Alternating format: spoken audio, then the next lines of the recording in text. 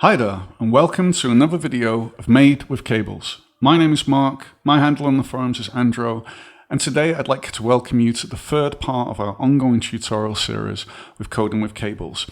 This time we're going to be using the RandomWalker code, but we're going to be turning it into 3D space. So I want to keep the amount of code and typing today in the tutorial to a minimum because there's a lot of things to show. So I'd like you to click the link under the video below, and that will take you to this page, CablesGL, coding with cables. We're interested in this script, RandomWalker up 3D.js. So I'm going to click it. Basically what we're going to do is we're going to get this JavaScript code and we're going to create a new op and we're just going to paste that in there. So I'm going to go here and I'm just going to grab all of that with Control-C. I'm going to go to my project. I'm going to go into full screen. So here I've just got a main loop, orbit controls, and a sequence. So if you want to create a new op, it's covered in the previous tutorial videos, you press escape, you type in the name. I've already made it here. It's called random_3D. You create that op and then you need to add it to the patch. So you press escape again, you type in the name. So I'm going to click add. And here's my op. But if I press E after clicking on the op, the code is empty. So I'm going to do Control-V. That's going to copy in and paste in all of the code from the repository. Control-S to save. And now we have the ports here. So basically, if I'm going to put in a direction, it's going to add that to the numbers here that you can see. So what I'm going to do is I'm going to create like just a simple spline to just show the basics of what we're going to do here in 3D space. So first of all, let's just grab a clear color and we're just going to make it a little bit lighter. Okay, so I'm going to pull this down and I'm going to grab a transform op and then a basic material and then a simple spline. So this draws a simple spline only 1 pixel wide.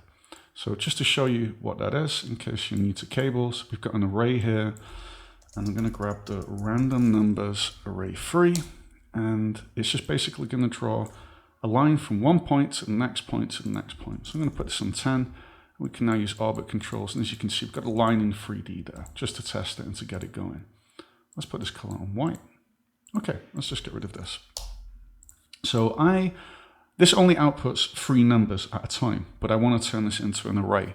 So to do that, we use the array buffer 3 op. So I'm going to go here. I'm going to type in array buffer. So we've got one for a single array and we've got one for X, Y, Z values right here. If I'm correct, we've got a little video about this on the Bite Size channel. It's really handy to watch if you want to do that. So here's what we need to do. We need to put in a random number 0, 1, or 2 or higher because we've got a modulo in the number to generate a random direction. That's it. So to do that, let's just like go through this one for one, step for step. So I'm actually just going to move this over here. So I've got a little bit more space. So I'm going to get a trigger random number. And this is going to go crazy because every time it gets triggered, F for flow mode, you can see it's happening like this. This is just too quickly. So what I want to do is I want to slow that down. So I'll just go here and I grab great op trigger limiter.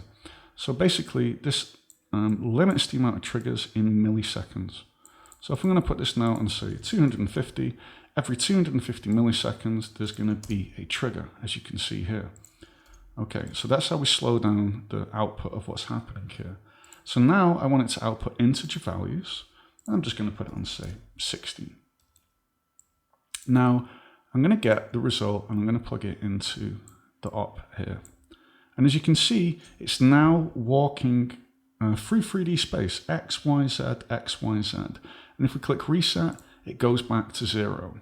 Click reset again, goes back to 0. That's the basic idea.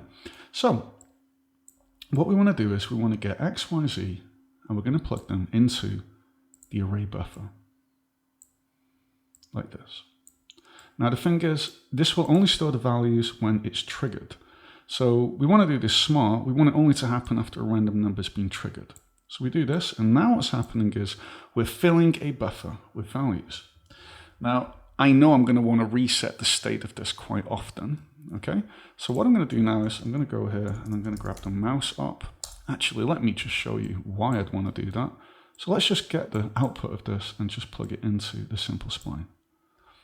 Use orbit controls and zoom out. There we go. We now have a random walker in 3D, but there's no way for me to reset this now. So what I could do is, I'll go here to mouse, and this is my way of doing it. You could do a key press on this or anything. So I'm going to get the right mouse button, and I'm going to plug it into a sequence op, because the order in which I reset things is very important. So I'm going to go here, and I'm going to say right. If I'm going to right click with my right mouse button, right, you can see it there in flow mode. First of all, I want to reset the array buffer 3. So I plug that into reset, and this is why we've got a reset trigger right here. So now I'm going to get this, and I'm going to plug that in there. So now when I right click, this is going to get wiped away, and it's going to start again from the center. Pretty cool, right? So how do we change the speed? Well, that's really simple. We're going to go here to the trigger limiter. We could put this on there, say 10. And now we can see that when it hits a boundary, that it flips around and heads back inside of the cube, basically. That boundary is like a cube. So there's a couple of things here that we can tweak. I'm just going to slow it down a little bit. I'm going to put it on, say, 50. Okay. So if we go to the array buffer 3 and we put this on, say, 10, there will only ever be 10 points. And then we get this little snake that's going around, right? We can put it on 100. And then after it reaches 100 points, it's going to discard the first values that came in and override them with the next ones in the array. If I'm correct, it's like FIFO, first in, first out. So that's just a basic idea of what we're going to do here.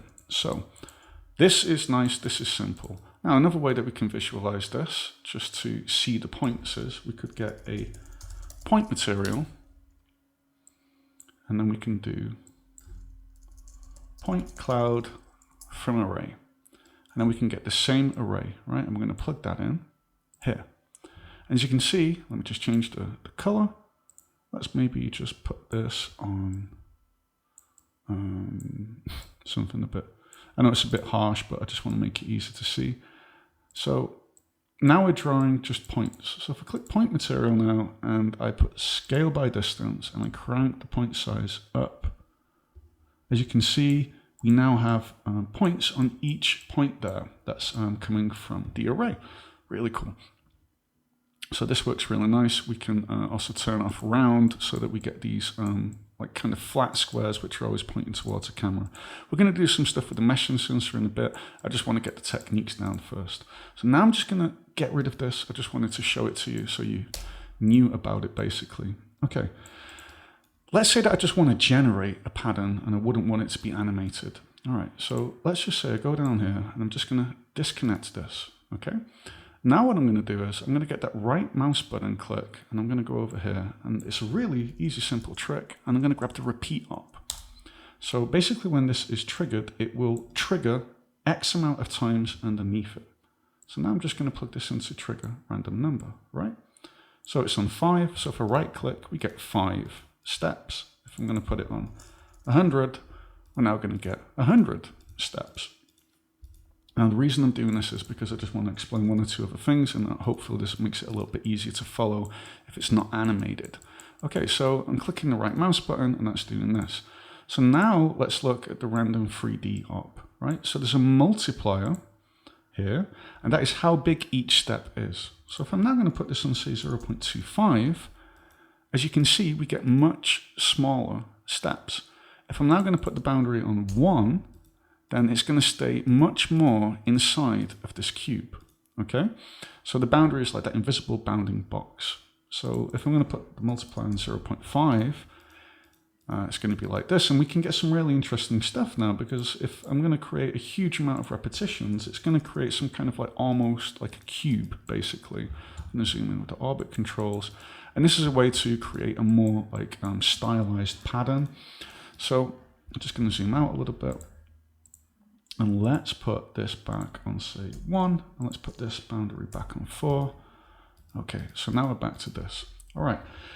So another interesting thing I want to show you here before we use the mesh instance is that we can go here and we can say array subdivide. Sorry, saying that wrong. Subdivide array. So we've got subdivide array 1, that's like a single array. Subdivide array 3, which is X, Y, Z. I'm going to grab that.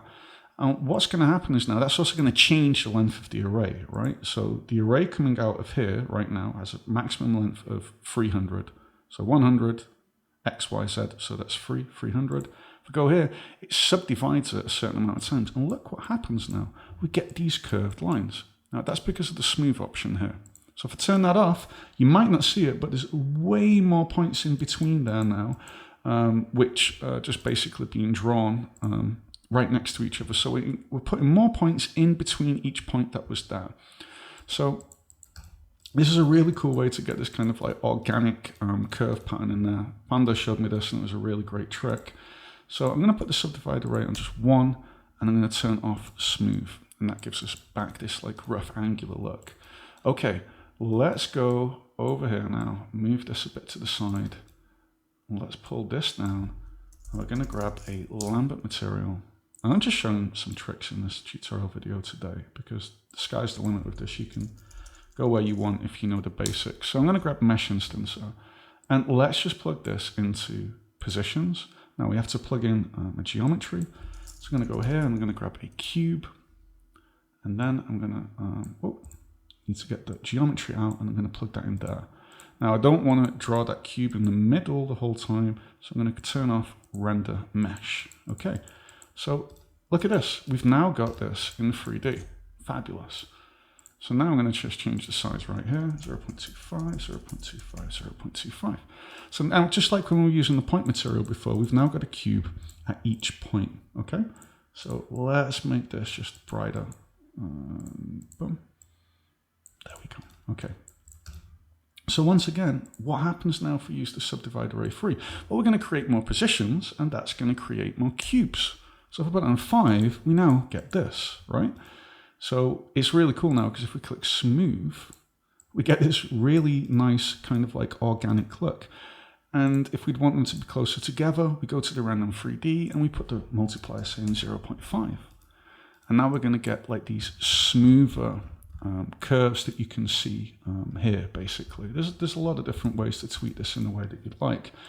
So what's going to happen if we're not going to use repeats, but we're going to use that animated trigger limiter? Well, that's where we create this animated cube, basically. And this is like really, really just interesting. It's a really cool thing that you can do. So let's just put this now on 1. And as you can see, it's going really super fast. And you know, you could do your own thing like a user interaction, which would make this stop and then be able to start again. So as you can see, sky's the limit with this. There's so many different ways that you can go. So I'm going to put this on 1. It's going way too fast for me. So I'm going to put this on 50. There we go. All right. I'm going to just save this quick. Now I'm going to go back to it not being animated with the movement because I just like you to be able to see what's happening on the screen. So let's go to repeat, right click. Okay, there we go. I'm not sure why that little guy there is giving me a spline. That's something to figure out later. Ah, it's the Bezier start endpoints. That has to be off. Okay, that was it. All right, so we're back to this now. Okay, so last trick or two before we wrap up this video, because I don't want it to be too long and I just want you to explore this yourself, is like we could, for example, change the scale of all of these cubes, right? So to do that, we can use the scale input of the mesh instancer. And don't forget, you could use a lot more geometry than the cube right here. You can use array logic gates. There's so many things you can do. So I'm going to go here and I need to know how long this array is. So I get array length because when we change this, we're changing the length of the array, right? So like when it comes out of here, it's like 300 and now it becomes 1470. So I want to change the scale based upon a sign. That's it. So I get this array length and I'm going to divide it. I'm going to divide by 3. Okay. And now I'm going to grab the array op and I'm going to generate values that go from 0 to 1. So if I click inspect, as you can see, it goes from 0 all the way down to just about 1. Great. Now I'm going to get the array pack 3 op. And we're going to need a trigger.